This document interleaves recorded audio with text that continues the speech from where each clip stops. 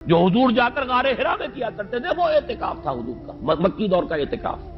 تنہا بیٹھ کر۔ اور یہ روایت مجھے بعد میں معلوم ہوا کہ یہ بنو ہاشم میں یہ روایت تھی،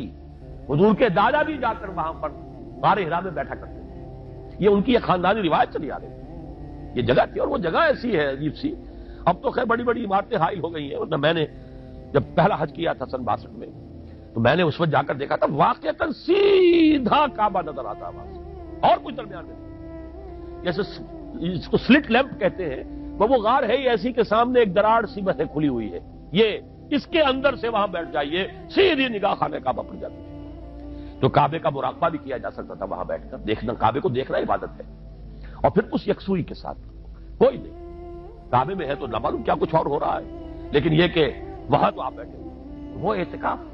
یہی اعتکاف حضرت موسیٰ نے کیا تھا 40 دن کا، تب تورات ملی تھی، یہی 40 دن کا روزہ کیا رکھا تھا، یہ اگرچہ قرآن میں مذکور نہیں ہے، حضرت موسیٰ کا تو قرآن میں مذکور ہے، حضرت عیسیٰ کا انجیل میں مذکور ہے، 40 روز کا روزہ اور اعتکاف پہاڑوں میں کیا جاتا تھا، تب انجیل میں نہیں، یہی اعتکاف تھا جو حضور کر رہے تھے غار حرا میں، تب قرآن اقرا بسم ربک الذی خلق خلق الانسان من علق، یہ تو اس کا ایک عکس، اس کی ایک جھلک ہونی چاہیے۔ میں نے روح اعتکاف پر بھی ایک زمانے میں ایک تقریب کی تھی، میں نے دیکھا چھپی ہوئی تھی، اب پتہ نہیں کہیں اویلیبل ہے یا نہیں، ایک علیحدہ کتابچے کی شکل میں بھی تھی۔ ویسے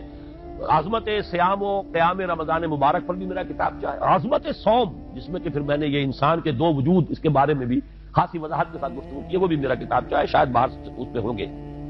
تو فرمایا جب تم اعتکاف میں ہو تو ان کے ساتھ مباشرت نہیں کر سکتے، تل کا حدود اللہ ہے، یہ اللہ کی حدود ہے، فلا تقربوہا، ان کے قریب مت جانا۔ قرآن مجید میں حدود اللہ کے لیے یا تو آتا ہے فلا تعتدوہا، یہ اعتداء کہتے ہیں کسی حد کو کراس کر جانا، تجاوز کرنا، اور جہاں زیادہ احتیاط کی بات ہے وہاں فلا تقربوہا، آخری حد کے قریب تک نہ چلے جانا، مبادا کہیں غلطی سے قدم جو ہے ادھر پڑ جائے، جیسے حضور نے حدیث کے اندر بیان فرمایا الا لکل ملک حمن، ہر بادشاہ کی ایک محفوظ چراگاہ ہوا کرتی تھی، اسی کے جانور اس میں چریں گے، کوئی رعیت میں سے کسی کی بھیڑ بکری، کسی کا کوئی جو ہے گھوڑا وہاں نہیں آ سکتا۔ اب اگر کسی کا گھوڑا یا کسی کی بھیڑ بکری چلی گئی، وہ مجرم ہو گیا، پکڑا جائے گا، گردن ماری جائے گی۔ تو حضور نے فرمایا کہ اللہ کی بھی ایک محفوظ چراگاہ ہے، اللہ کی حما کیا ہے، محارمہ، جو چیزیں اس نے تم پر حرام کر دی، ان کے قریب نہ جانا۔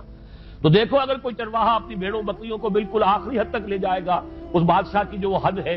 تو اندیشہ ہے کہ بھیڑیں بکریاں کہیں ایک چھلانگ لگائے اور بادشاہ کی چراگاہ میں داخل ہو جائے، لہذا ذرا فاصلے پر رہا کرو، یہ ہے آخری حد تک نہ جاؤ بلکہ کچھ فاصلے پر رہو، فلا تقربوہا، یہ اللہ کی حدود ہے تو ان کے قریب مت پھٹکو۔ کذالک یبین اللہ لکم آیاتہ للناس لعلہم یتقون، اسی طرح اللہ تعالی اپنی آیات لوگوں کے لیے واضح کر رہا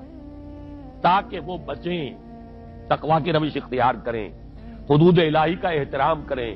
اس میں کہیں تجاوز تو دور رہا، اس کے قریب بھی رہا۔